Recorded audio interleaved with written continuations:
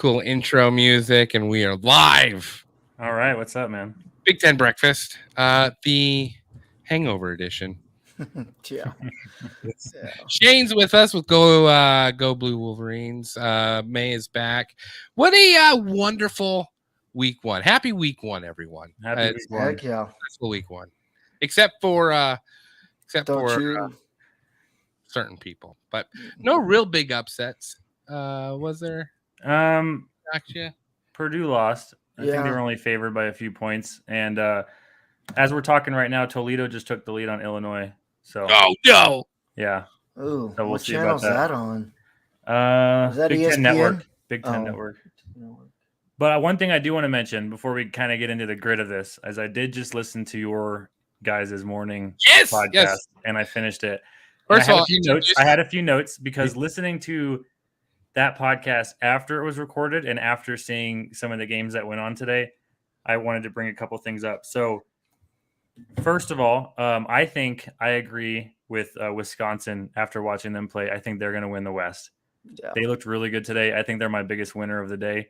Yeah. Even over Michigan. I mean, everyone knows we play cupcake games, our 3 first games of the year. So what about the tribute to Harbaugh?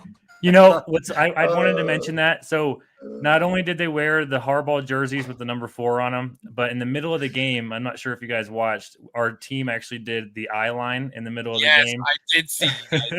So I wanted to mention that later when we got to the Michigan game. But yeah, that was great. And the other thing I wanted to mention was I think you guys both underplayed Colorado a little bit in that first episode because Deion Sanders. Now, don't get me wrong.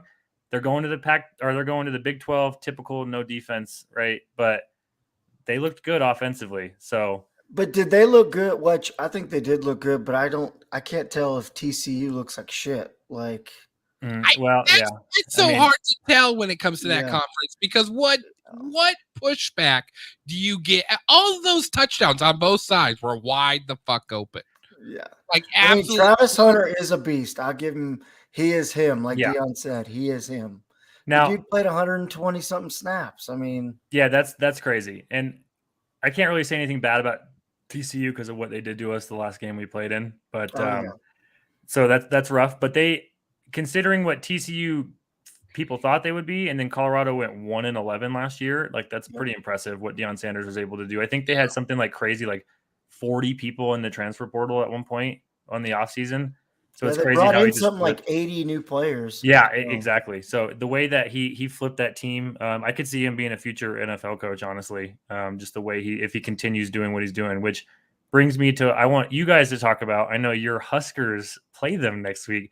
So now that I've listened to the first episode that you guys did, what do you think now coming back to, now that you've seen Colorado play, how do you think the Huskers will fare against the Buffaloes?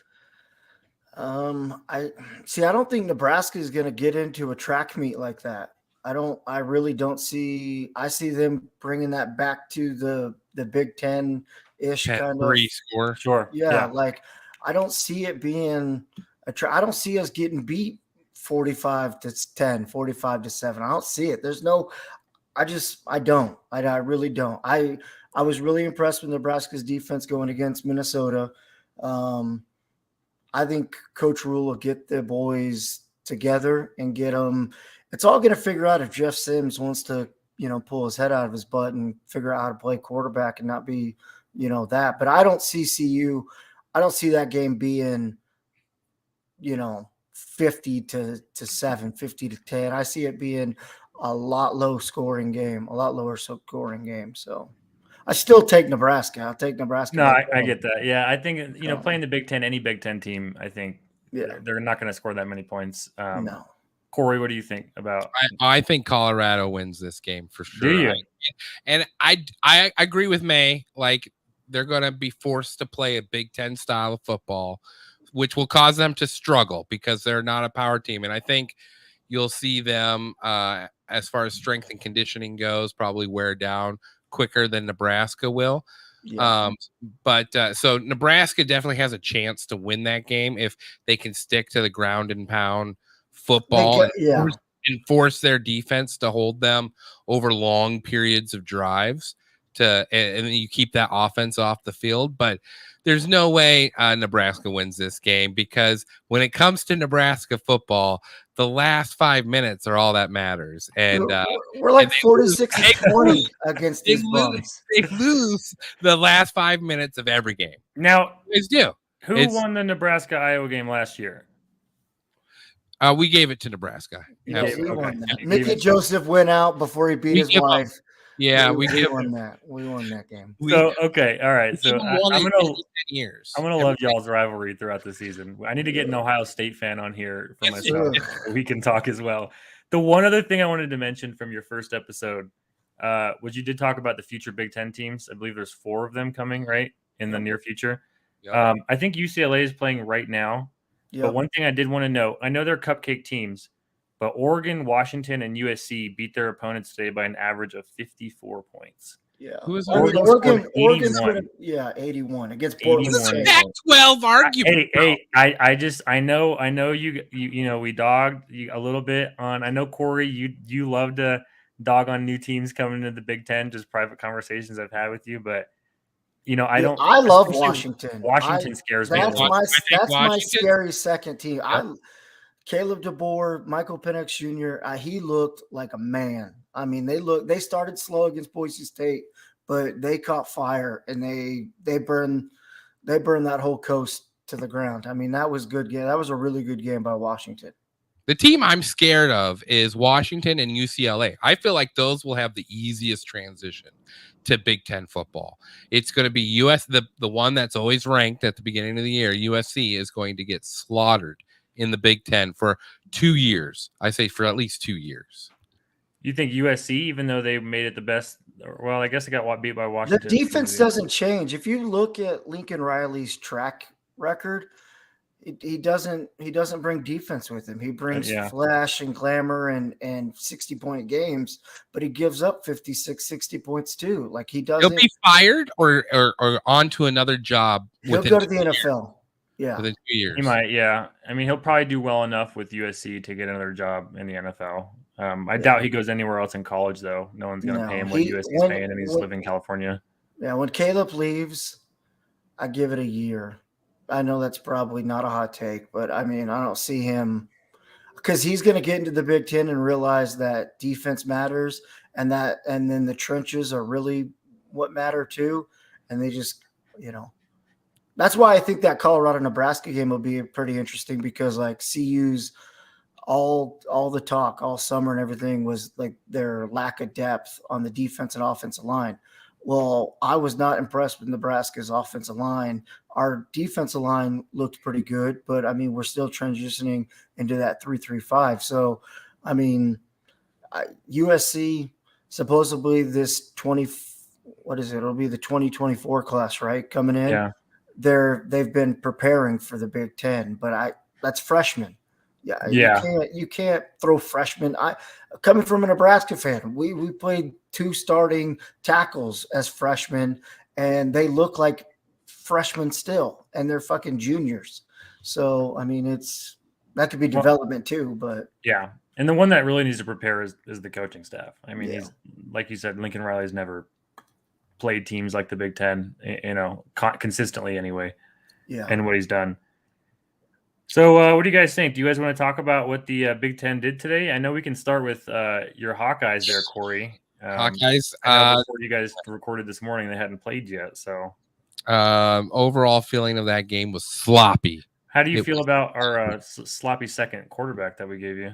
I tell you what, that guy. So I was laughing because there was 3 huge missed catches early on in that Hawkeye game that would have been for first downs on 3rd and longs and 1 for a touchdown. And it made me realize that our offense was so bad last year, we didn't even realize we had mediocre receivers because they never were thrown a pass. So these guys, and to their benefit, Regini, who's going to looks like our primary receiver. He's sort of like a Wes Welker type of wide receiver. But what about the tight end? The tight end play was good. Inside offensive line was still really weak. Not horrible, but it's also hard to tell against Utah State like what their potential is. They're all juniors, sophomores this year. I don't believe there is a senior playing on the line. But defense didn't look bad. Typical offense changed, so they threw the ball consistently more, but it was frustrating to me because it's like, okay, we're throwing the ball more, but I really want to see the O-line wear down the D-line with our run game, because we were gashing them for yards on the run, and we just sort of went away from that. So it'll be interesting to see how our new offensive coordinator goes about calling plays, since he has to score 17 points now or more. No, so we talked about it. So I looked into it after we got done. It's 25. It's 25 a game. 25 a game? There's no way. They scored 24 today. He's already on the chopping block. Even CBS Sports had a big story about it today. Brian Ferentz has to do 25 points a game. Can we all agree that this is not the way you should handle an offensive coordinator, by putting what his requirements are? Can you imagine being a defensive coordinator and be like, hey, boys, all we got to do is hold 24 points. That's all we got to do. Even Utah State did that. Not good. I mean, it's just because he keeps betting the under. They scored the under for the total. I mean, I tell you what, Cade McNamara. That's the running joke. Cade McNamara looks like Peyton Manning when he went to the Broncos after Tim Tebow has been there. Like, seriously, that's how I felt today. Like, I watched a quarterback walk up to the line, read who the primary linebacker was correctly, and call correct play, and then throw it, on a 3rd and 9, a 15-yard pass. Like, it was beautiful, and got it there so quick. Sometimes the receivers are like, oh, I forgot we had a quarterback. So I talk shit about Cade McNamara, but he did lead our team for an entire year 2 years ago. So, or whatever, 2 years ago now, I guess. But so I like the dude. He's a good quarterback. If you just look at the box score, it looks like he started real strong and then kind of struggled toward the end of the game. You watched the whole game. I did not see the second half. Did you notice that too? Did Iowa was their play calling just easily adjusted to? Like, what was the reason for that? The play calling went to when we got to the lead, and it was clear that we could march down on them. Then it got very conservative, like almost like they were trying. They're just trying different things. I was very selective on their play calls before Big Ten play, so they don't have to. Like Iowa State. The frustrating thing about Iowa State is they force us to go deep in our playbook.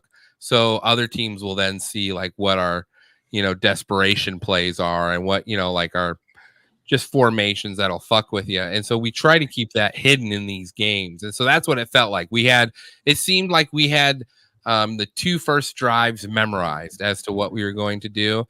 And then after that, it was a consistent, there was definitely more throwing involved, but it was still very safe throws, very much tight end out throws or wide receiver screens. And, like they kept it very, very simple. So it'll be interesting when we play next week. I'm sure Iowa State's going to try to give us a run for our money early on in the first 2 quarters. If they can stick around, you're going to see, I'm going to have a better idea of what Cade McNamara is, and I think too, the receivers were nervous, they're not used to getting the ball thrown to them. That's the only explanation I could have, because even our tight end dropped one. I forget who it was who dropped it, but it's straight to his hands, and it just came too quick for him. He didn't expect it to come that fast. So I think that's just getting used to your quarterback type of a situation too. Well, he brought one with him, right, from Michigan. Like he brought a tight end. That was supposed to start. I believe a tight end did transfer to Iowa. Yep, it was. I can't remember his name. See the he ended up 16 for 29, 176 yards, QBR rating of 101.5. That's really good for a quarterback. Luke Lakey was the guy that dropped. But our tight end had 73 yards. So 73 yards of that was on our tight end, Luke. And then Regini had a couple really nice grabs where he went up and got the ball. He also dropped a couple of passes. So there's, what's weird is like I'm seeing averages of receiving yards, and I've got 10, 20, and 18 for the first 3. So those are big yard games. So it'll be interesting if that translates to Big Ten football. If because that's all we were missing is the deep ball. Like we had no one to throw a deep ball or time to throw a deep ball. So. Well, Cade came from the Big Ten, so I think he knows what he's dealing with. I mean, and if anything, I'm not trying to uprise Michigan, but we have had one of the better defenses in the Big Ten the last couple of years, and he had to scrimmage against those defenses. So he had to go against those guys. He knows he played against Iowa. He knows exactly any Iowa defense. Actually, you guys kind of had a very Iowa scoreboard at the end there. Not blowing anyone out. You won by I think 10 points. I think at the end there.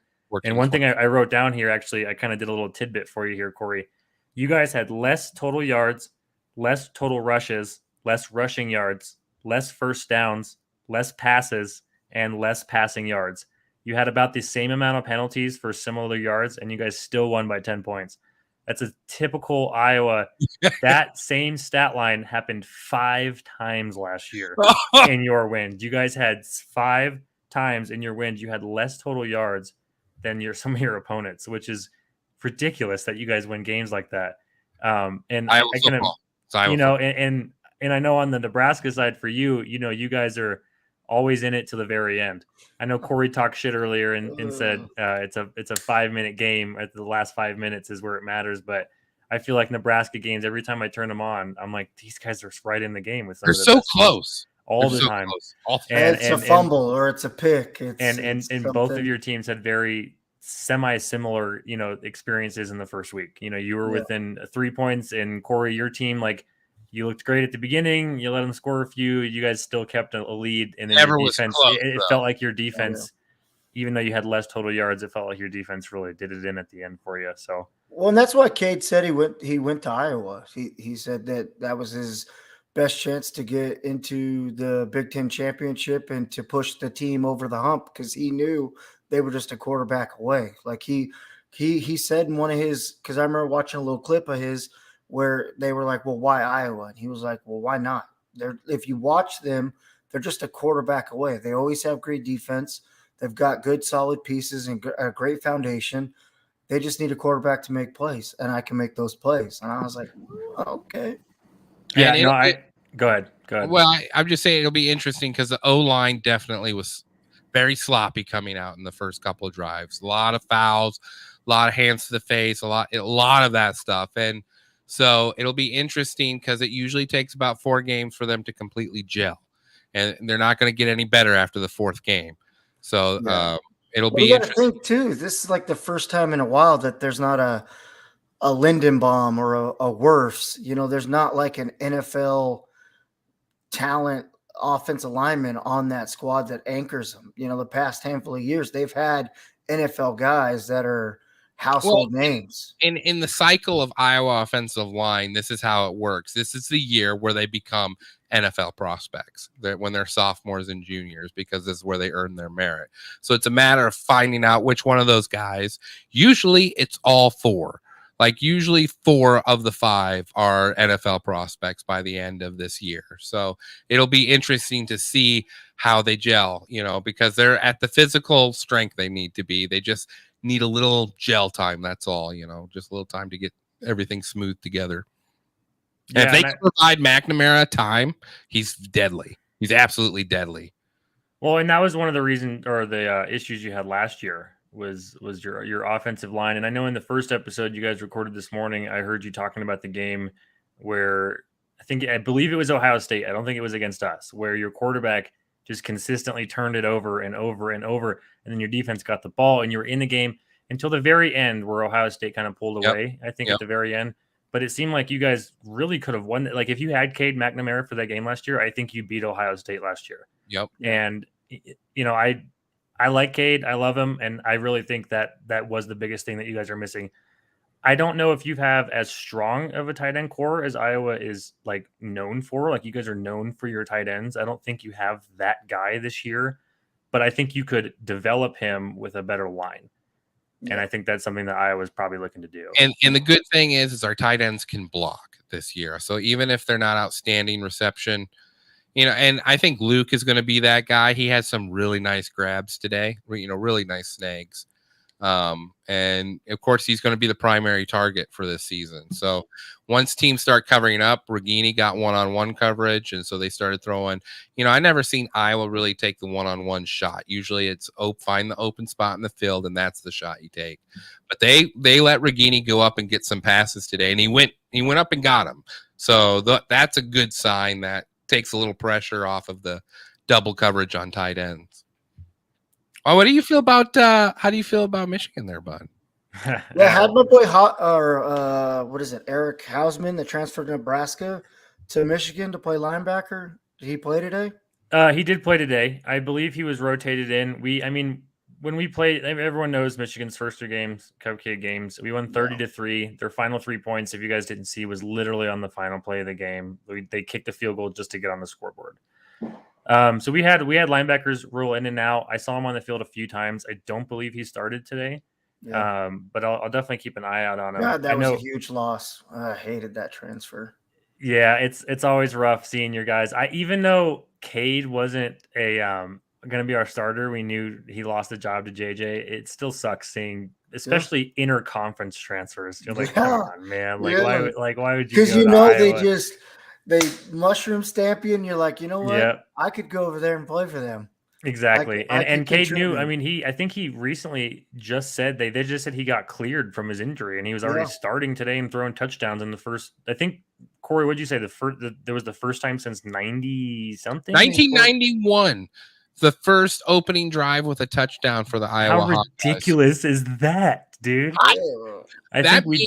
I have never seen us score a touchdown on opening drive first game, which blows my mind. Which is ridiculous. Yeah, that's ridiculous. And to transition, we actually did not do that today against Eastern Carolina. We did not score an opening touchdown against Eastern Carolina. Now, ups and downs. So I said my biggest team winner today, I think, was Wisconsin, and we'll get into them because I have some notes on them. But I think my overall biggest player winner, now I know we played Eastern Carolina. They're not very good. But J.J. McCarthy, I don't know if you guys saw his stat line today, 26 for 30, 281 yards, 3 touchdowns, no interceptions, no fumbles, no sacks, nothing like that. He showed today, if you remember the TCU game, he actually threw 2 pick sixes in that college football playoff game. He struggled. He was very nervous. Today he showed something, and I think you actually mentioned it in your last episode about Nebraska's quarterback. I believe you said that he doesn't look down the field. He stares at one receiver the entire time. JJ did the opposite of that today. He looked at 3 or 4 different looks, and then he would follow his checkdowns. The only mistake that I think he had today was, and I'll admit, I'm very honest about Michigan. There were 2 plays that went in our call that should not have. Now, obviously, we would have won the game regardless, but there was a 3rd and 5 on the 20, and JJ threw a touchdown, and his entire body was past the line of scrimmage, and they still gave us the touchdown. So the entire line, the ball, everything. If you go watch it, he is 100% clearly past the line, like a yard past it, and they're like, oh yeah, that's good. And so that I was a little ridiculous. I was like, all right, they kind of gave us that one. It was our first score of the game. So I don't know if that was just home refs or if that was just they really didn't have the overturning. Yeah. Because I believe that they brought the guy on and the professional, and that he said maybe they don't have a straight line down the line of scrimmage, and that's why they couldn't overturn it. And there was another one later in the game that kind of went our way defensively for us that kind of gave us the ball back. But anyway, JJ, he made those looks, he made those adjustments. In that, I think that was his only bad play. Even though he scored a touchdown on that play when he was past the line of scrimmage, he should have just ran it. He had a completely open lane, and he would have just ran straight into the end zone. He's a junior. It's only his 2nd year starting. He'll hopefully kind of gain those intuitions later on through the season. Yeah. If he can progress and read those reads properly and everything, I mean, he's going to be – the kid's got all the talent in the world. I mean – and I'm looking forward to him. The other guy that stepped up for us was Roman Wilson, our receiver. He had all 3 of the touchdown catches that J.J. McCarthy threw today. 6 receptions, 78 yards, 3 touchdowns. He was clearly the fastest person on the field when he was playing, and that was kind of our biggest thing. I think we used Eastern Carolina. If you guys remember last year, we were run first. I think we were 1 or 2 in rushing offense last season. Today we only had barely over 100 yards. Neither Blake Corum or Donovan had more than 100. Is Blake healthy? Blake is healthy. He did start. Okay. He did have a nice 35-yard run, got down on the one, and then we just punched it in with him on the next play. So he looked great. Donovan Edwards looked great as well.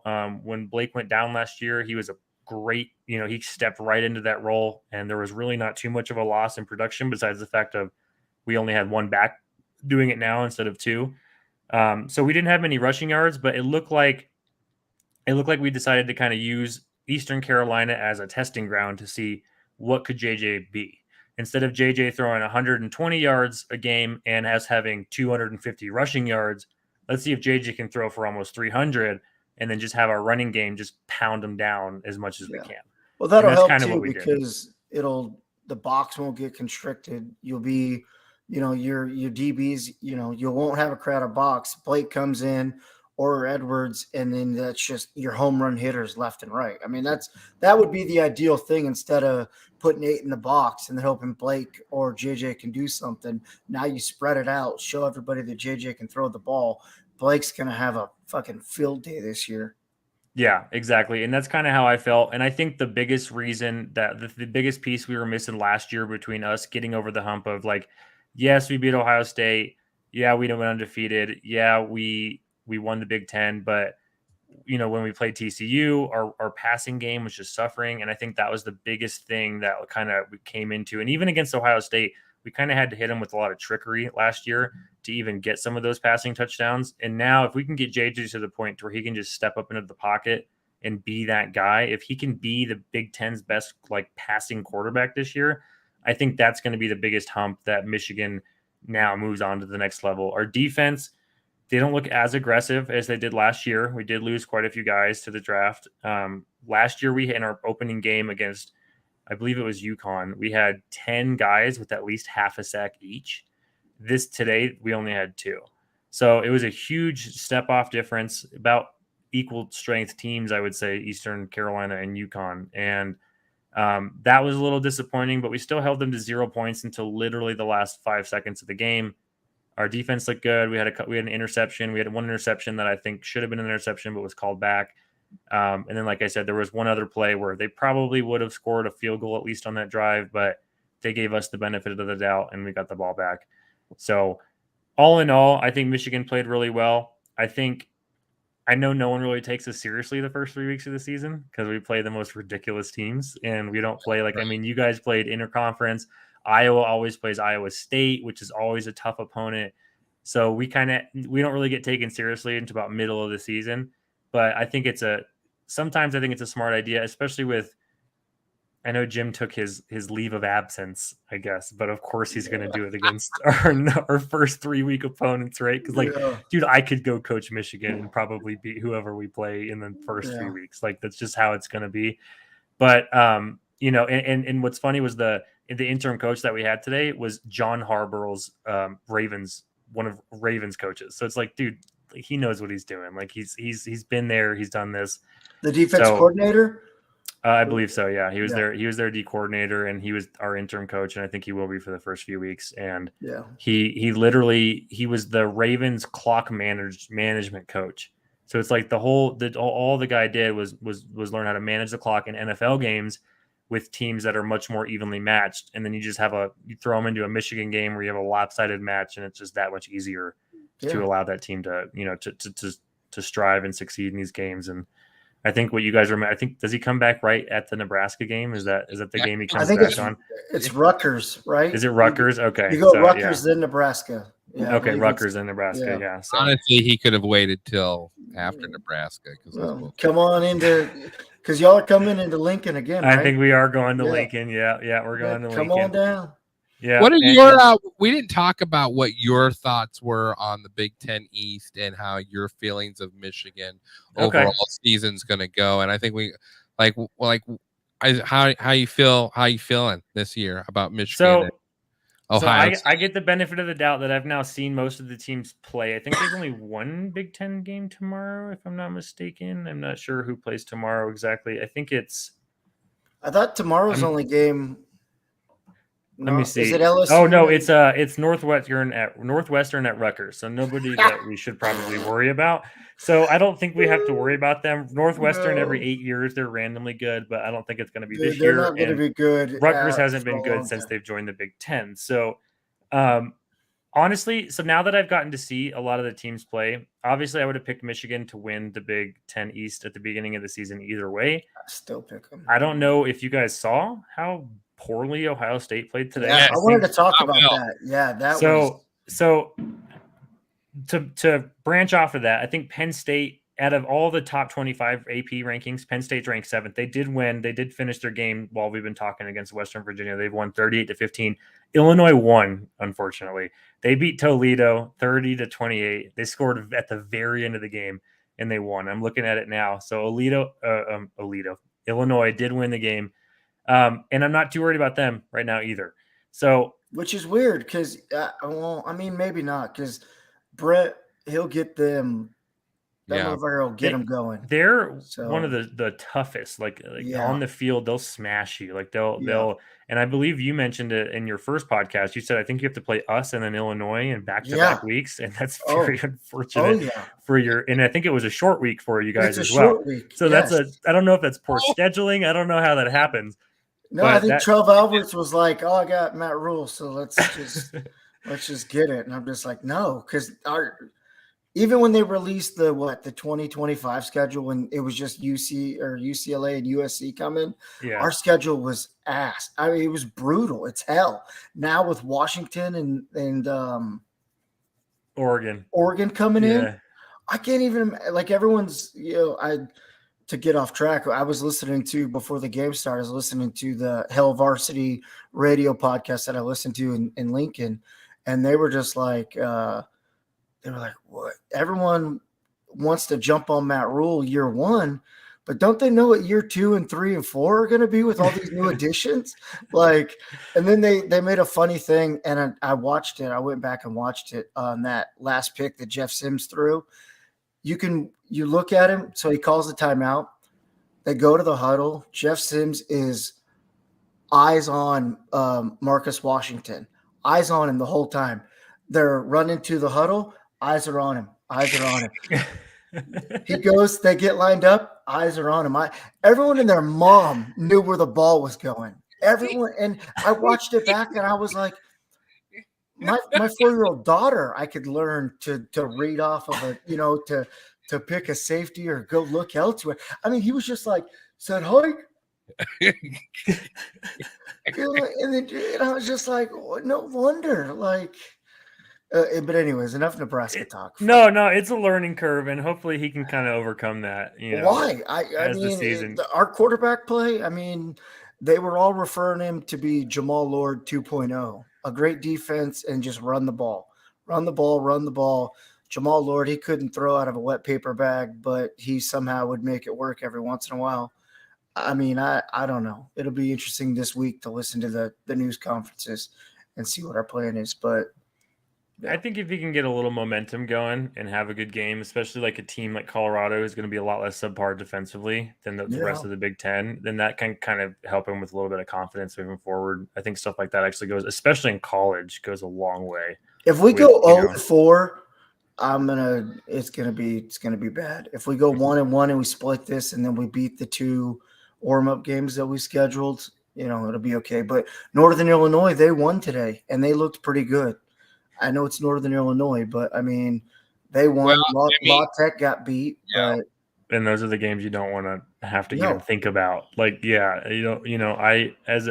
personally, I want to go, I should be able to go into week 4 just knowing we're 3-0 and not even look at the first 3 weeks.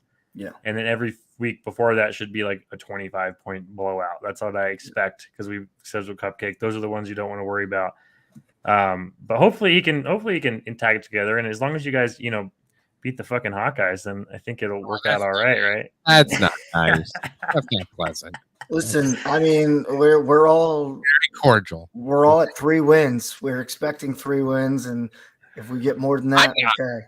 I'm not. I'm always scared when we play Iowa State next week. Oh, it's just this. It's a scary game. It's the first Super Bowl game of the year. First Super Bowl game of the year. Yeah, I don't know about that, but like we take on 3 teams that view our game as their Super Bowl during the season. Like I don't know if you saw the clip of Cornhusker fans and Gopher fans leaving the stadium Thursday, but they are all chanting, "We hate Iowa. We hate Iowa." So like I'm, and what schedule does Michigan have? Like you have one team. Actually, I didn't get to finish my Big East predictions. Now, yes. Obviously, the last 2 years we've done really well. So I'm just gonna as a obviously a little bit of a bias, but then a little bit of realism as well. I honestly think we'll be undefeated at the end of the season.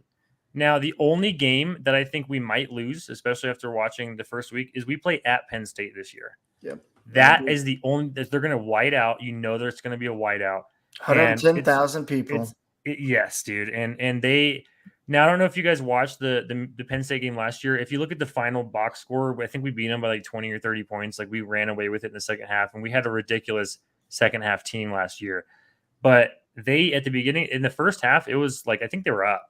And they were the only team all season that was up on us in the first half, and that was at Michigan. We have to now travel to Penn State. Ohio State is looking weaker than ever. I think Ohio State drops multiple games for the first time in a few years this season in the Big Ten. I think I don't think they're going to have a college football playoff chance this season. I think Marvin Harrison sits out. He's going to play maybe half the season. He's going to sit out. He doesn't today. Him and Abuka or whatever, they didn't look. They didn't look good at all. Kyle McCord, their new quarterback, he was 66% for 260 yards, or I'm sorry, that's Tua, or Tua's little brother, 60% for 239, no touchdowns and interception. And then they beat Indiana 29-3, mainly because of their defense. They did have a tight end that had 98 of those yards. So he's playing it safe. He's throwing it to the tight end. He's throwing it to the big guy. I think he's scared to throw downfield. When he did throw downfield, he threw an interception. And they were favored by almost 40 points to this Indiana team today, and they only won by 20. If I hate to say it, but if CJ Stroud played this game, they probably beat the crap out of Indiana today. And I think for the first time in a while, Ohio State is not going to have the best quarterback in the Big Ten. And I think that's going to show over the next few weeks. So I'm actually not 100% worried, especially because if we do make it past Penn State, we play at Maryland, our second to last game, and then we play Ohio State back in the Big House. I think we steamroll them in the Big House, especially if we're undefeated at that point in the season. I think so too. We beat them 2 years in a row. We haven't lost since we're not going to mention the coach they used to have. We don't like to say his name over here in Michigan, but we haven't lost under new management is what we'll say. And hopefully we can win 3 in a row and move on to the college football playoffs again. And then unfortunately, I hate to say this every freaking year, but it's going to be another SEC team. I don't know if it's going to be Georgia or Bama or LSU or Tennessee's not that good. They think they're good, but they're not that great. But it's going to be one of those teams, and we'll see how that goes. I think like Ohio State, you said you thought they were going to have multiple losses for this year, and I was looking at their schedule. I mean, do they beat Notre Dame? So I actually said, dude. I actually said multiple losses in the Big Ten. I think they might lose like up to 3 games in the regular season. I think they lose to Michigan and at Michigan, final game of the season. They play Penn State and at Wisconsin in back-to-back weeks. That's going to be rough. Penn State. I don't know if you guys saw Wisconsin today. They had 318 rushing yards and 4 touchdowns today rushing the ball. Which is, and their quarterback threw 2 picks, and they still won by like 20 some odd points. So if they can get their quarterback play down a little bit more, they might have one of the better rushing attacks in the country this year. Well, they usually always do. That Braylon Allen ain't no joke. I mean, either way, they're just bruiser teams. Like they're punch you in the face teams back to back. Yeah, so to answer your question, Corey, I think they could lose. I think they lose at least 2 just Big Ten games, maybe up to 3. If they lose 4 games, that's a bad fall off because that would be really bad for them, especially with how they've been in the last. Ryan Day's got to be fired after that point. Ohio State fans won't stand for that. especially if he loses to Michigan 3 times in a row. There's zero chance that Ohio State fans will accept that the fact that they lost to Michigan 3 years in a row just alone. And if they lose 4 regular season games, that's absurd for them. Yeah. But they think Brian Hartline is the savior. And I mean, he was a great Ohio State wide receiver, but coaching a beast like that, I mean, I think just Ryan Day's fizzle has kind of just wore off. And he's been protected by CJ and who do Ryan have? Fields. Now he doesn't have that. Fields. He's got 2 guys that he's got to figure out and mold and develop, and we'll see what happens. So you're saying Penn State and Michigan are going to be the fighters in the East? I think, and they play at Wisconsin right after Penn State. I think those are the 3 games they have. I think they lose 2 of those 3 games. I don't see them losing to Rutgers, Michigan State, or Minnesota. I don't see them losing to Purdue, Maryland, and they don't play either of you guys this season. Penn State's got a pretty easy schedule. I mean, they got Ohio State at Ohio State, and then they've got Michigan. I would argue Penn that State always pisses the bed. Like James Franklin can't seem to compete with Ohio State and Michigan lately. If he can get them together this year, I think this could be Penn State's chance to compete with Michigan. But if he can't, like he has in the past, I don't know. I mean, it'll be interesting to see what Penn State actually does. Well, let me ask you this, Corey. I mean, you guys played Penn State in Iowa this year.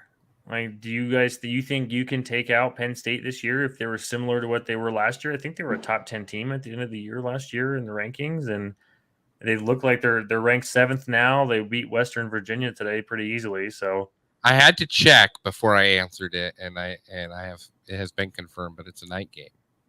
So that means it is a night game. Yeah, so it'll be a blackout night. I'm sure it'll be all black, back in black type style game. So it'll be pretty loud atmosphere, and we usually do pretty well against Penn State. It's hard to tell. I mean, I honestly feel like we could lose to Wisconsin this year and still win the Big Ten West, because Wisconsin they have at least 2 stupid losses throughout the year, and they're usually in conference, and they have the possibility to lose at least 3.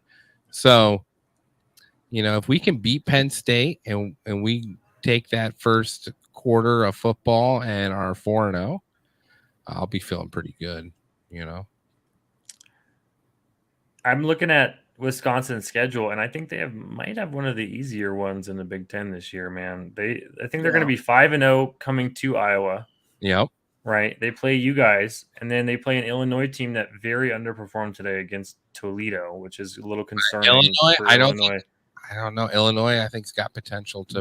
They're tough, but who's the quarterback this year? They did win their game today, and it looks like Illinois. Let me see here. Let me kind of look that up here while we're talking. But yeah, I think they have one of the easier schedules in the Big Ten. And I think Ohio State, Illinois, and then you guys are the only teams that they really play this season that might give them a run for their money. I just don't see any other teams that might play them this season that might give them a run for their money. And it looks like their quarterback is that is Toledo's quarterback. It is Luke Altmaier. Oh, okay. He had 125 yards, 2 touchdowns, and a pick today against Toledo. So not the greatest, but we'll see how he moves on moving forward. But I know last year they had that running back that was killing everybody. The Chase Brown. He beat Michigan up pretty bad. Before the Northwestern game, they were the team that we thought we might lose to. We had to kick a field goal at the end of the game to win the game. So. Well, and they had like 3 or 4 guys drafted off that defense in Illinois. Mm-hmm. Yeah, so they were really good last year, and they said that they expected Illinois to be good on defense too again. But after hearing that score against Toledo, first games they're deceptive though. You can't make a hot take off of the first game with some of these teams, but Nebraska you can definitely, because it's typical Big Ten football. But I mean, these like minor teams that have no relevance. It doesn't matter until you're facing your actual Big Ten opponent. Yeah. So let me ask you guys this. I did write some other statistics of some other Big Ten teams to get out of kind of R3. And you guys I did like a biggest winner and a biggest loser. So my biggest winner, just to tell you at the beginning, was Wisconsin today. I thought they looked really good, especially how I didn't think they were going to be as good as they were until I saw them play. And my biggest loser was Purdue. They lost that game. They should not lose that game. So I'm just looking at it. Maryland, Tua's little brother, Tulia. I don't know how to pronounce his name. Tulia. Okay. He had 260 yards, 3 touchdowns, and they beat Towson 38-6. Wisconsin obviously beat up on their team. You guys know how Iowa did. You guys know how Nebraska did. Ohio State struggled. I think even though they won by 20 points, they struggled a little bit against the Indiana team. I think they should have steamrolled over. And then obviously Penn State beating Western Michigan by, I believe it was 23 points just now, or not Western Michigan, West Virginia, sorry, just now that we finished that game up.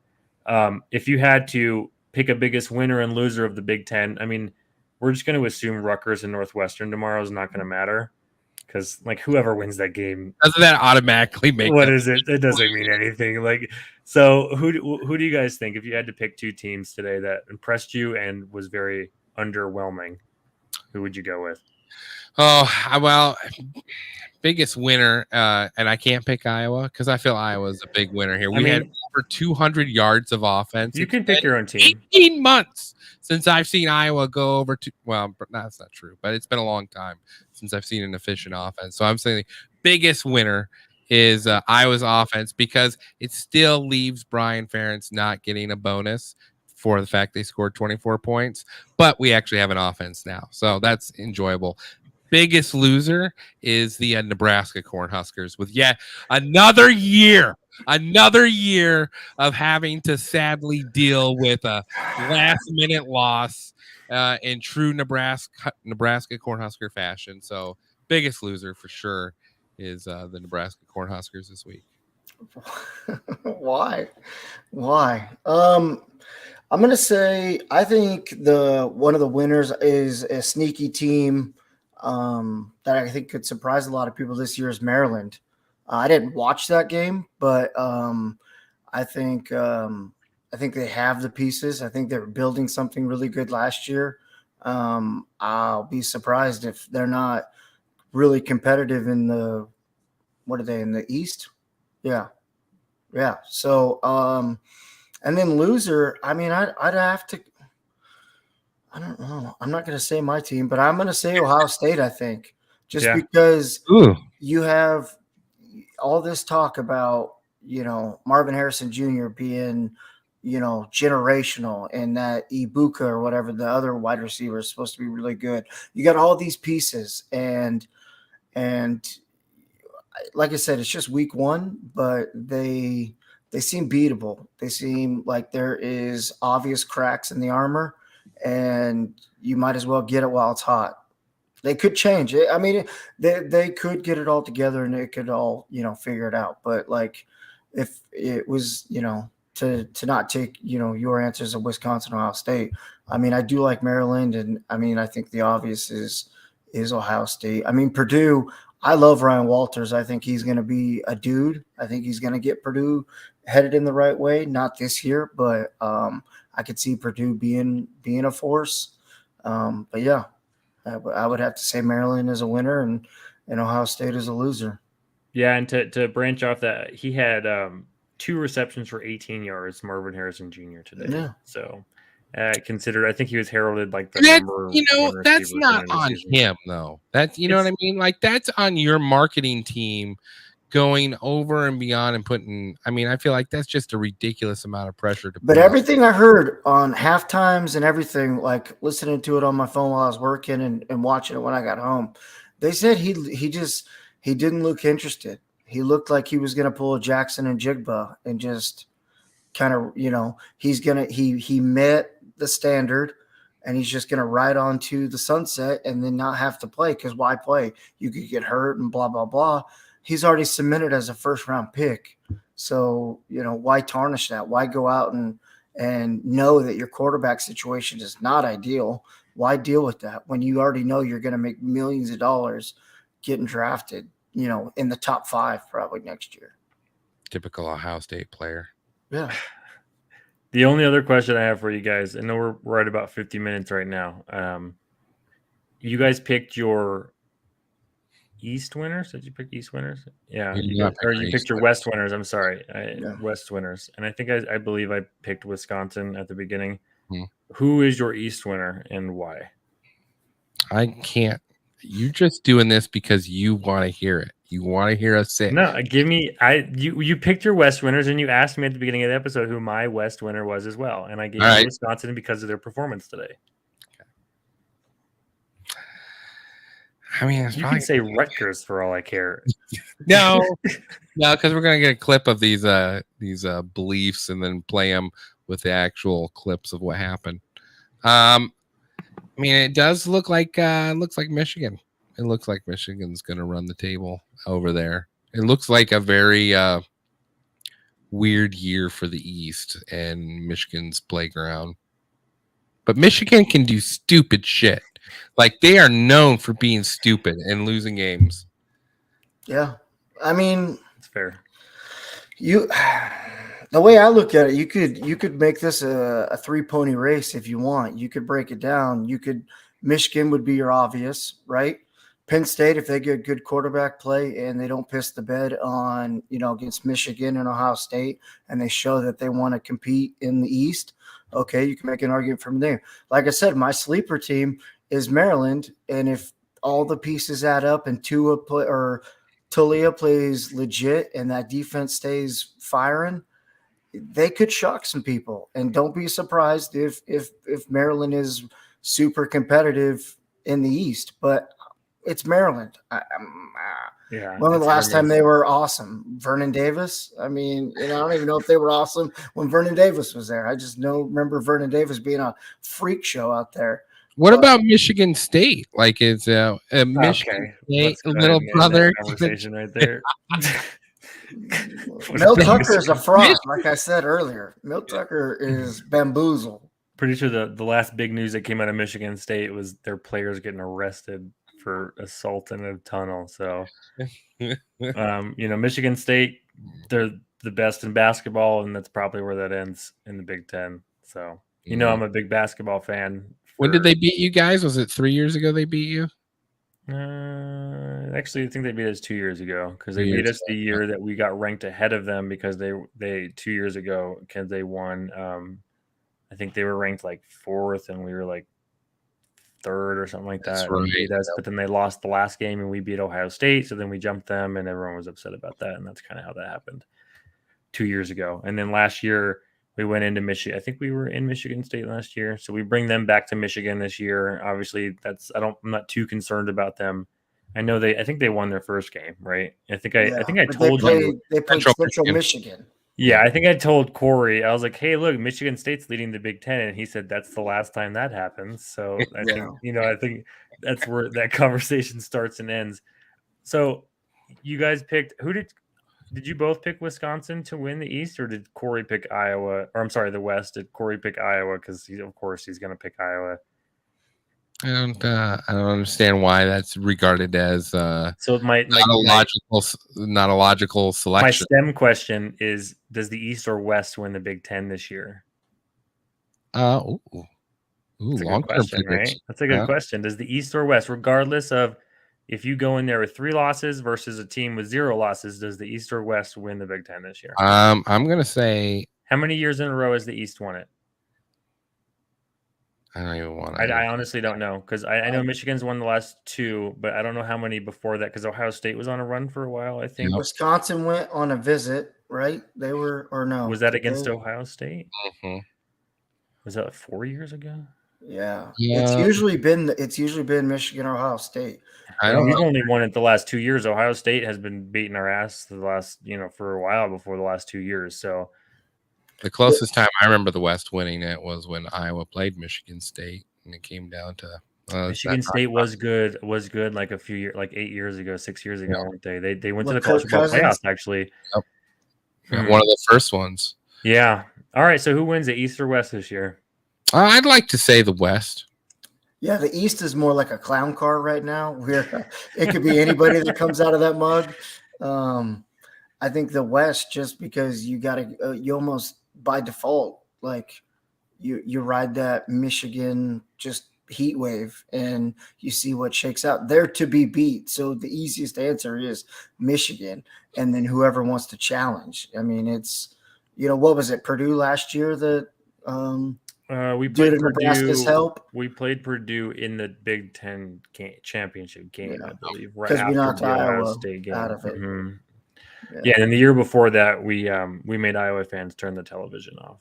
Yep, that's right. Yeah, I think you were at my house for that game. Actually, I was. Yeah, I think you were. I think I watched the whole thing. I think I saw. Yeah, I think you did. Well, but you were with me. I wasn't going to turn it off. I didn't. Yeah, no, it's mistake of watching it with a Michigan fan. We made again. Well, we've been there with you guys. We've had you guys beat us in those games before, so we've been there. I assume you think East is going to win the Big Ten championship. Yeah, I'm going to go with Michigan. If I had to go completely unbiased, though, and I had to say, I guess not completely unbiased. Let me rephrase that. If I had to take Michigan out of the equation just altogether, I think the West has a better overall chance of actually winning that game. I don't think Ohio State is as strong as they have been for the last 20 years. I think this is the first year in a while that they're very vulnerable to lose to, I don't want to say anybody, but a lot of teams in the Big Ten. I don't think Indiana is good at all, and they only scored 23 points on Indiana today. So I think that's a concern. I think the ever since Saban obviously left, the coaching change has been a drop off for them. Their fans get restless.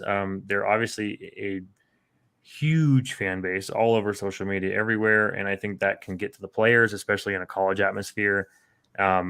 Penn State, yeah, I think Penn State's good, but I think like the top end, I think the top 4 teams of the West are arguably better than the top 4 teams of the East, just in the fact of the race is much closer. So if any of those 4 teams get there, I think they actually have a chance to win the game in the championship game. Now, they could go into that game with 3 losses, and they could theoretically play an undefeated East team, but I still think they have a chance to win that game.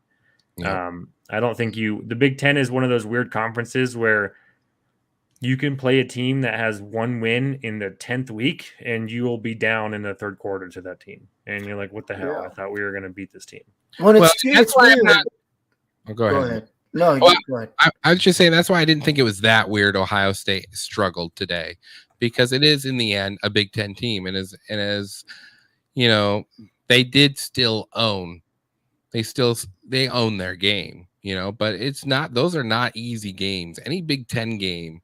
Indiana usually plays Ohio State pretty decent. They usually do play them pretty decent. So it's, and I watched the beginning of that game, and it was like just sort of, because I remember them, I think they did it to them last year too, where they just sort of kept around for a little while till third and fourth quarter. So I'm not like huge, when they take on their Daisy team and if they can blow them out by 53 points, then maybe we're having a different discussion. But yeah, I think too the styles from East to West are pretty drastic.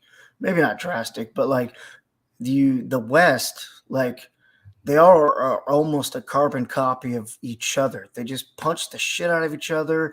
It's not flashy quarterback play. It's we're big and nasty, and I'm going to just you're going to be black and blue. You go more to the East, and it's, Ohio State's always been kind of razzle-dazzle. Same with, Penn State likes to throw it. Michigan now likes to, to throwing the ball a lot more. So it's like when the Big Ten championship game usually happens, you see totally 2 different styles. Like, I mean, Purdue last year, they threw the ball, quite a bit. That was Brahms' MO. But like for the most part, like Wisconsin runs it 8 million times a year. Iowa was good, has been really good in the past in running the ball. Minnesota has a really good defense, and they usually run the ball really well. So it's like, and there's teams like the Purdue Northwestern that like keeps the slobber knocker in balance because they're the 5 wide, dink and dive, wide receiver teams. There's 2 West Coast offenses that are ran, and then everything else is slobber knocker, where it feels like everything's West Coast over on the East. It's just throw it up in the air, and you got your 6'5" ridiculous receivers going. Yeah, I mean all of them: Penn State, Maryland, Ohio State, Michigan, Rutgers. Even I mean, it's kind of let's take you out to the numbers. We'll beat you with athletes, or we still have a really good running back behind us, and we'll do it that way. But yeah, no, I agree with you guys. I know. While we were talking, I looked up Ohio State's schedule last year. They actually beat Indiana 56-14, so that was not a close game. It started off very tight, and here's the game I think you might be thinking of. So they played their first game against Notre Dame, and they won by 11, and everyone was talking kind of crap about them, saying you're not that great. But then Notre Dame was really, really good at the end of the season. I don't know if you remember that last year. They beat every other team by like 25 plus points up until Northwestern, and they only beat Northwestern by 14. And that was a random game because Northwestern was not good at all last year. And then they randomly played, and that's kind of what I meant when I previously was kind of saying, like, any given Saturday, one of these Big Ten teams can just give you a run for your money. Like, they played one of the best offenses last year in Ohio State, held them only to 21 points and only lost by 14. And Northwestern was horrible last year. Yeah. So, and then they went on to play Indiana, and they beat Northwestern. To rephrase that, Northwestern was 1-11 last year. So and we were their one win in Ireland. Were you really? Oh. Yeah. Yes. Yeah, we did that onside kick when we were up by 10 at the half. Oh man, I don't remember that. I don't remember watching that game. Beautiful. Week 0. Shane, your life is going to open up to so much more joy now that you have a friend that's a Huskers fan. It's going to you're going to turn you two into alcoholics. You're so much trash talk preseason, and then it's immediate. It immediately stops.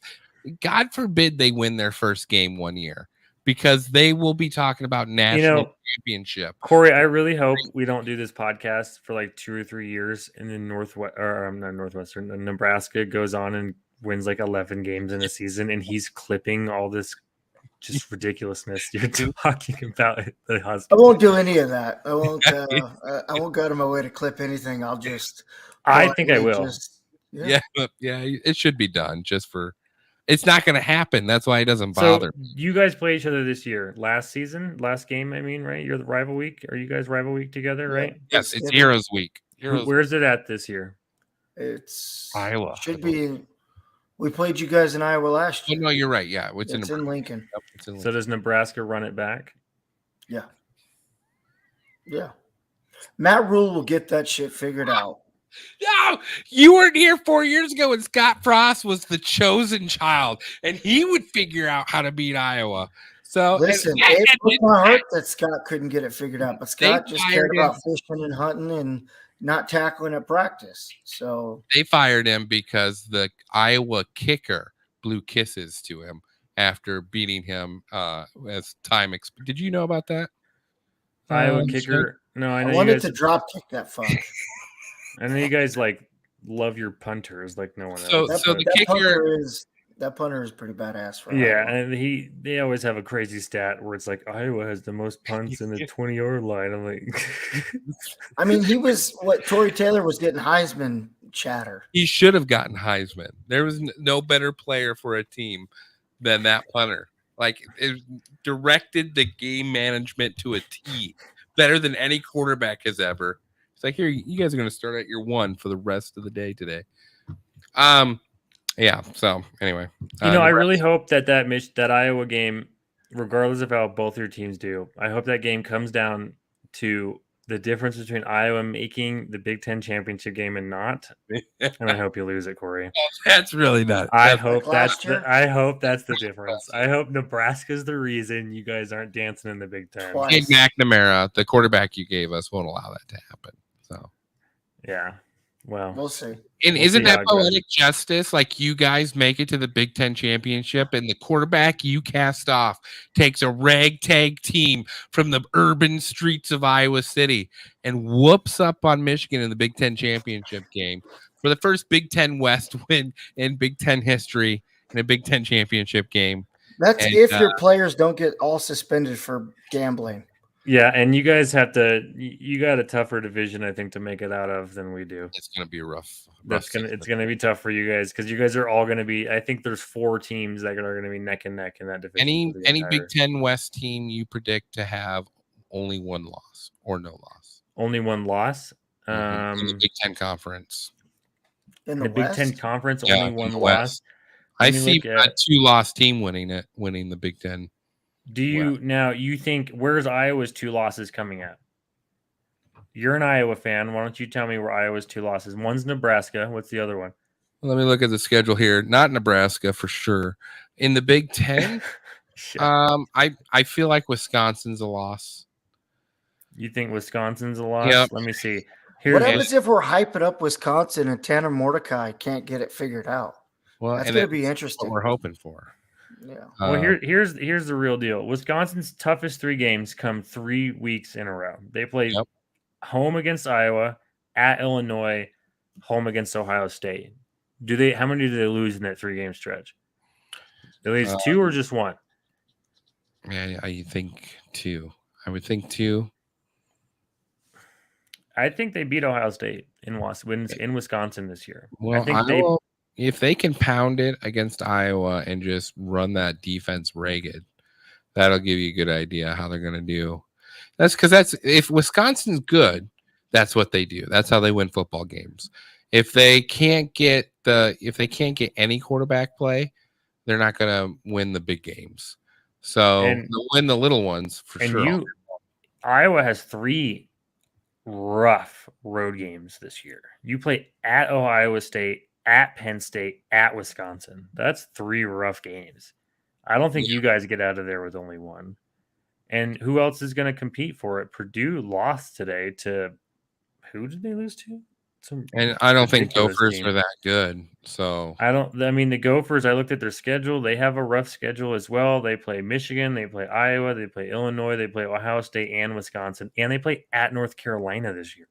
Random. I mean, PJ Fleck is I don't know. I mean, yeah, but look, Minnesota's the only team out of the West that brought back a starting quarterback. Everyone else's quarterback is a transfer quarterback. I did not know that. Yeah. So they're all transfers? Wow. Yeah. Out of the West. Yeah. Yeah. They might be. I mean, they play a rough schedule too. Minnesota plays a rough schedule. They play 1, 2, 3, 4, 5, 6 really tough games. I don't think they make it out of those. Even if they go 4-2, that's still 2 losses, like you said. Honestly, I hate to say this because you're going to get excited. I think Iowa has the best chance of only having a 1-loss team, but I still think. And it's either to Penn State or Iowa State or Wisconsin. Those are the 3 toughest games. Yep. Those are all away games that you have to play. We should handle Iowa State. And honestly, and I know you hate to hear it, but Nebraska's a tough game for you guys too. Yeah. You play at Nebraska this year. They're not. Sorry. Jeez. Fire station got a call. That's my 911 alert. Sorry about that. So yeah, that's. I think you guys play 3 really tough games, and obviously your rival, at Nebraska is going to be. They're going to play even if. I know it won't happen, but even if Nebraska somehow lost every game up until that, they're going to play you guys harder than they played all fucking season.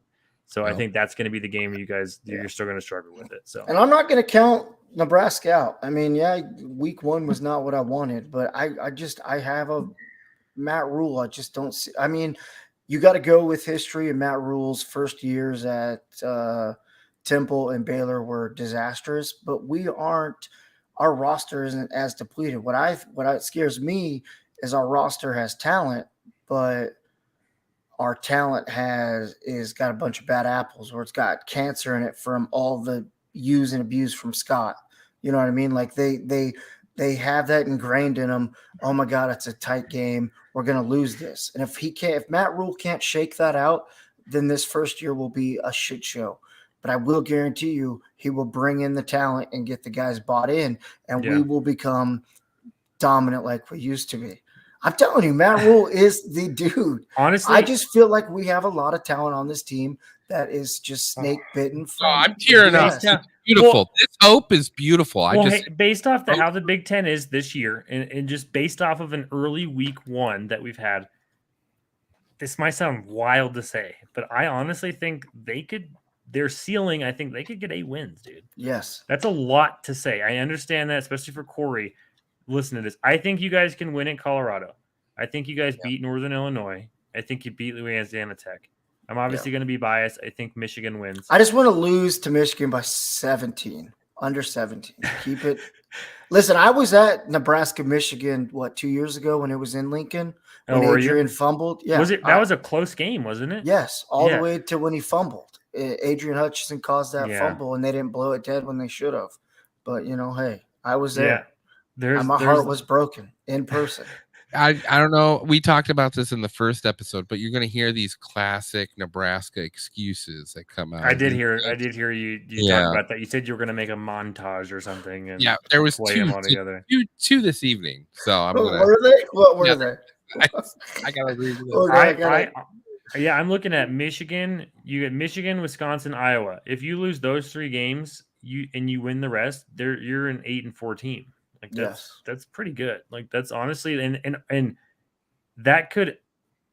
that Iowa game, if you guys come into the Iowa game with only 3 losses, that could potentially be playing for the West Championship. That could potentially be playing for especially with how hard your division is going to be. I think that could be playing for it. And if you guys pick off someone, like if you somehow do pick off Michigan or you do pick off Wisconsin, then that was my thing, was picking off Wisconsin. The coin flip of Michigan State. I still think we can beat Michigan State, but I think Wisconsin and Michigan State are 2 coin flip. Well, in Iowa, I'll give you 3.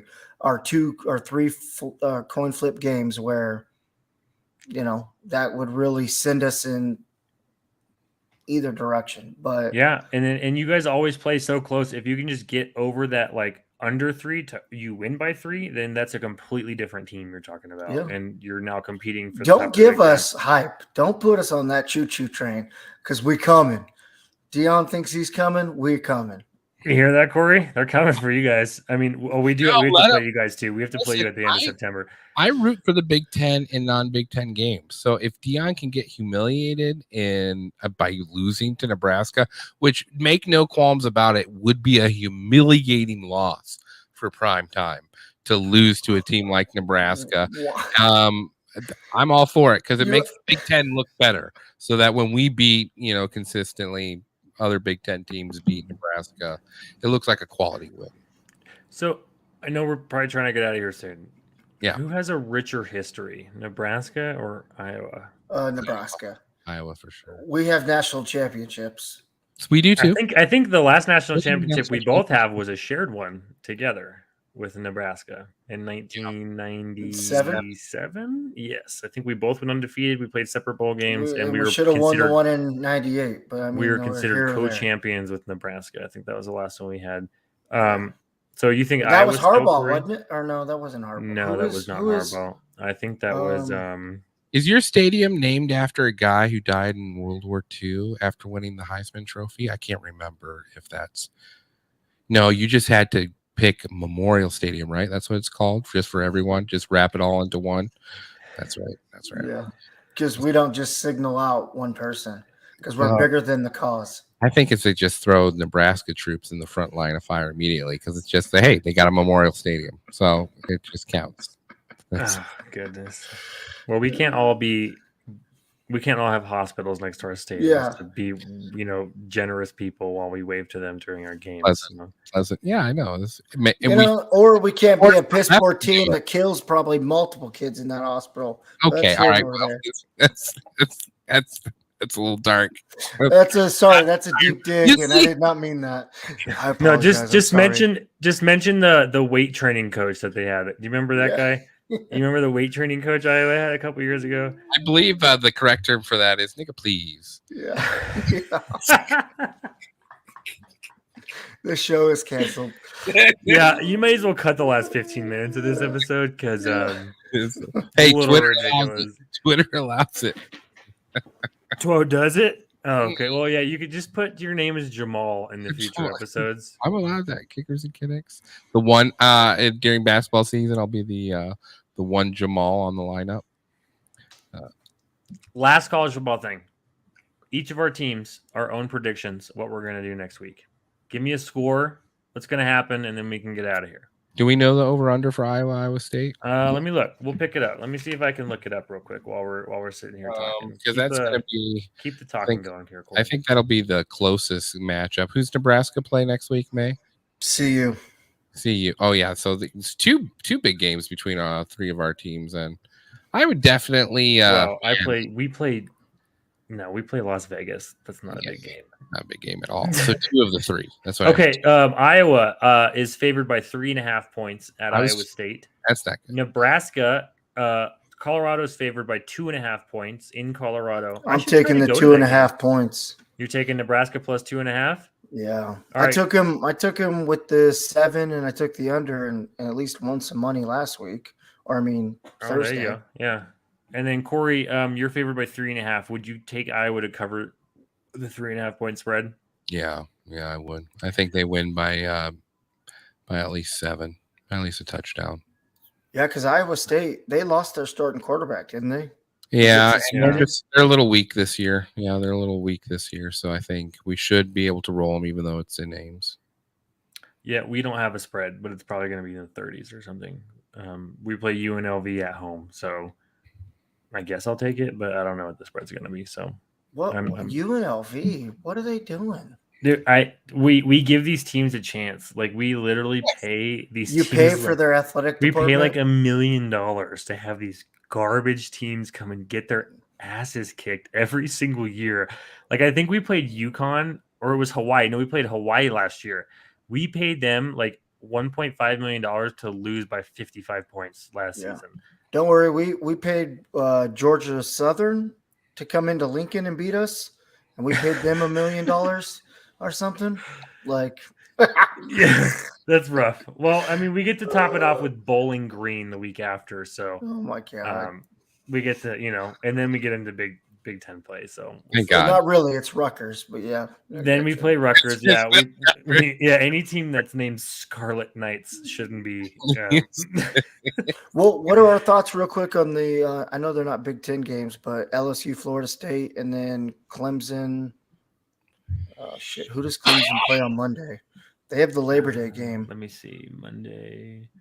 Well, I definitely would say you'd have to take on Clemson plays Duke. I think Clemson beats Duke. Yeah. I think LSU beats Florida State. You think so? Yep, I'm going to take the Tigers. I think I know is it I think Florida State and Clemson went out of the ACC, don't they? Yeah, they won those out. Are two teams that won out. I don't know. Yeah. It sounds like that sounds like SEC to me, but I don't know if the SEC would want them because Big Ten wants them. I know the Big Ten wants them. The Big Ten wants both of them. Yeah, I know Corey and I talked because one of the many shows I listened to, the SEC doesn't think they'll want them because of the in-state teams they have in Florida and in South Carolina. So, because Texas A&M threw a huge bitch fit about Texas coming in. Oh, really? When Texas was, because Texas A&M got away from Texas because Texas was hogging all the pie in the Big 12, and then the SEC underhandedly was like, "Well, don't worry, you're our SEC Texas team. It'll be all good. You don't have to worry about that." And then years later, they're like, "Come on down, Texas." Yeah, it's fucking Texas. Well, let me. So if Clemson and FSU leave, and the ACC starts to diminish, and this turns into an SEC versus Big Ten country. That's what it will be. Where does Notre Dame go? They're going to join someone eventually. I don't think they are. Right now, their basketball team is in the ACC, but their football team is independent. If they were smart, they'd go to the Big Ten. But now, like, if you get Clemson and FSU, that puts you at the Big 20. You're not going to want 21. Like I said, we're more likely to go to a relegation system, like I talked about this morning. That would be more interesting, and then that would make a lot more sense than having these Big 20 and Big 18. The ACC, you put the top 40 teams in that, have the financial means, and then you do a relegation system, and then you just play it like that. I think that would make college football way more interesting, instead of this hodgepodge of, like look at what is it? Stanford and Cal are joining the ACC. That's what 1,400 air miles from end to end that they're going to have to travel to go play each other. That's stupid. Well, and I think the Pac-12 is done now. I think they only have 2 teams left in the Pac-12 right now. It's like Arizona State and Oregon State. Yeah, it's Oregon. It's Washington State and Oregon Washington State. And yeah, so it's like they're obviously going to leave. The Pac-12 is done. Well, they'll probably swallow the Mountain West. You think they'll just completely take over the Mountain West? Well, the Mountain West has. What are you going to do if you're the Mountain West? You're just going to sit there and just be a mid-major. You got to go. If you can go in and ride the coattails of a once was Pac-12, just so because if they don't change the playoff standards, where it's six automatic bids and then the 6 at-large bids. Well, right now the Pac-12 still has one of those bids because they're a conference. So if the Pac-12 wants to keep that, they need to form some kind of fucking division, and that the best way to do it is to hire a bunch of cupcakes in the Mountain West and see who else you can get to give it some kind of competitive edge. Maybe pick off like Memphis from the AAC or something. And UCF is gone. UCF just joined the Big 12. Yeah. And I don't even know. Houston just joined the Big 12. BYU just joined the Big 12. Yeah. The conference realignment is ridiculous right now. Yeah, it is. It is. When NCAA 14 was out and you could like make your own stuff, like there was not even any way possible you could drum this up as we were kids, playing this. Now it's a crapshoot. Well, hey, at least we're fans of a conference that's going to stay. They might change the name eventually, because we're going to have double the amount of teams the name's going to say. I mean, we've already had 14 for a while. I'm okay with Big 20. I'm okay with and we have a competent commissioner. Like Warren last year was a dipshit. He was a turd. This guy they have now, he seems like him and Sankey in the SEC, like they have a togetherness where they want to become the 2 big sharks in the pond. So, I mean, like I say, it'll either be a Big Ten, SEC, where they swallow up everybody and do like the AFC and NFC, or it'll be a relegation system and it'll be that. I mean, either way, you kind of, it should be interesting. So yeah, no, I agree. I'm looking. It's new. It's weird, but it's kind of exciting at the same time. We'll see how it goes. Yeah. So you guys want to meet next week? Yep, next week, Saturday morning. I'll be available this time. So all right, sounds good.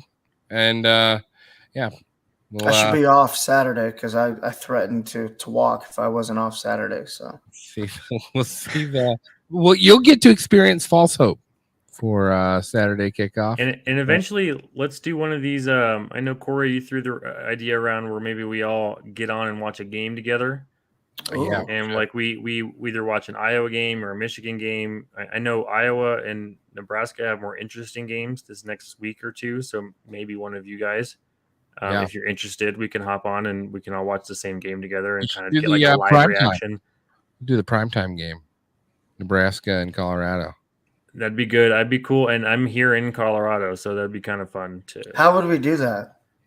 I figure we just hop on the StreamYard. We all put the game on, try to get like at the same time on the game, because I know some of our TVs might be a second or two off, and just watch it together at the same time. We don't have to put the screen necessarily on, but we can kind of just get our live reactions and just chat while we watch it. Oh my God! Just kind of get live reactions. I know Corey's he just wants to give you shit because that's why he wants to watch the Nebraska game, because he's hoping Colorado wins, but. I think you guys have more I will break interesting this games. setup. I think you guys have more interesting games than the UNLV game that we have coming up. So Iowa State would be a good one to watch too, because you guys are rivals. So yeah, I'm down to watch both actually. So okay, well let's toss it around, and I'd be willing to. I'm just dispatching at work next week, so I'll be free to do that. If I get a call, I'll just mute my mic and answer the call. Sounds good.